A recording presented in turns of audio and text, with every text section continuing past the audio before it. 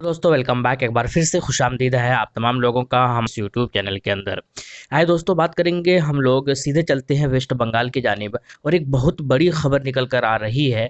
और मैंने जैसे कि पहले भी कहा था कि कुछ इस तरह की खबर अगर आती है तो आपको सरप्राइज नहीं होना चाहिए। क्या है वो? जैसे कि मैंने आपको कहा था कि बंगाल के अंदर जो है बहुत अलग तरीके के समीकरण बन रहे हैं।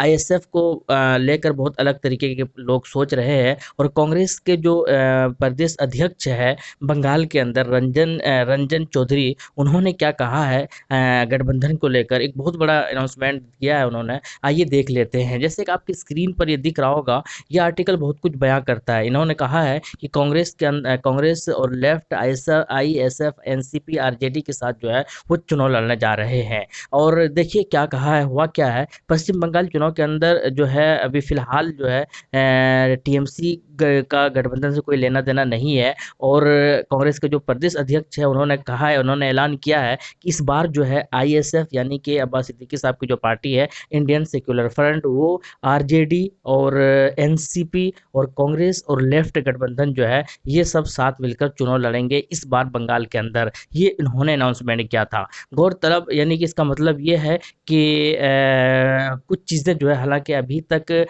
आपको मैं बता दूं कि आईएसएफ के जो अब्बास सिद्दीकी है उन्होंने बार बार रिक्वेस्ट किया था कि साथ मिलकर चुनाव लड़ते हैं वरना वोटों का बंटवारा होगा। इसी को लेकर उन्होंने रंजन चौधरी ने क्या कहा ये देखते हैं। उन्होंने कहा है कि हाल ही में कई तरीके के जो है घटना हुआ है और आईएसएफ आरजेडी और एनसीपी जैसी सेक्युलर पार्टियां जो है वो इस सब गठबंधन के अंदर इच्छा जताई थी शामिल होने की। और हम हमारी तरफ से जो है वो हाँ है, यानी कि हम सब साथ मिलकर जो है चुनाव लड़ेंगे। उन्होंने ये भी कहा है कि हम इन पार्टियों को कुछ सीटें दे रहे हैं। हालांकि अब ये देखना होगा कि कितनी सीटें दे रहे हैं और क्या उन सीटों पर जो है राजी हो पाते हैं या नहीं हो पाती, वो बात की बात है। इसका जो फाइनल जो होगा वो उन्होंने ये भी कहा है कि 28 तारीख को जो एक बड़ा सभा होने वाली है और उसी सभा के अंदर बहुत कुछ बयां होगा। हालांकि अभी ये कांग्रेस की तरफ से रिस्पॉन्स मिला है। अब ये देखना होगा कि इसमें अब्बास सिद्दीकी साहब क्या कहते हैं। इसके अंदर एआईएमआईएम को शामिल नहीं किया गया, जबकि अब्बास सिद्दीकी साहब ये कह रहे हैं कि एआईएम हमारे साथ ही है।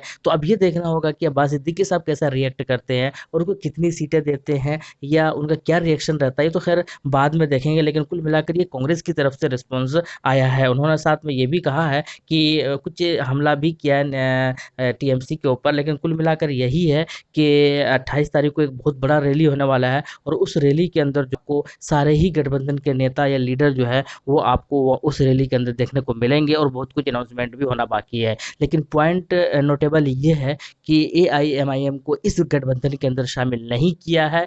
कांग्रेस की तरफ से ये बात, जो कि एक अटकलें लगाई जा रही थी, जो बातें वो लोग मीडिया में दे रहे थे कि एआईएम को शामिल अगर होगा तो एआईएम को हम लोग शामिल नहीं करेंगे। तो अब ये देखना है कि आईएसएफ अब के अब्बास सिद्दीकी साहब क्या रिएक्ट करते हैं। हालांकि अगर कांग्रेस के रंजन चौधरी की अगर बात माने तो वो कह रहे हैं, यानी कि वो प्रदेश अध्यक्ष वो कह रहे हैं कि ये जो है ये फिक्स हो चुका है और हम साथ मिलकर चुनाव लड़ रहे हैं। आईएसएफ भी इसके अंदर है, एनसीपी भी इसके अंदर है, राजद भी इसके अंदर है, साथ के साथ जो है लेफ्ट भी है और कांग्रेस तो है ही है। तो अब ये देखना होगा। इन्होंने साफ कहा है कि तीन त्रिकोणीय यहाँ पर मुकाबला होने जा रहा है बंगाल के अंदर। और कोई जैसे कि पहले लोग कह रहे थे कि ममता बनर्जी और बीजेपी के बीच में फाइट होने वाला है, लेकिन ऐसा नहीं है। अब ये है, अब एआईएम का कैसा रिएक्शन रहता है, क्या वो लोग करते हैं, ये भी देखना बड़ा दिलचस्प होगा। लेकिन कुल मिलाकर अभी ताज़ा स्टेटस यही है और ये आज का ही बयान है, अभी का बयान है। अभी देखते हैं कि इसका रिएक्शन कैसा आता है, अब्बास सिद्दीकी साहब क्या कहते हैं। इसका कल मैं आपको डिटेल से इसके बारे में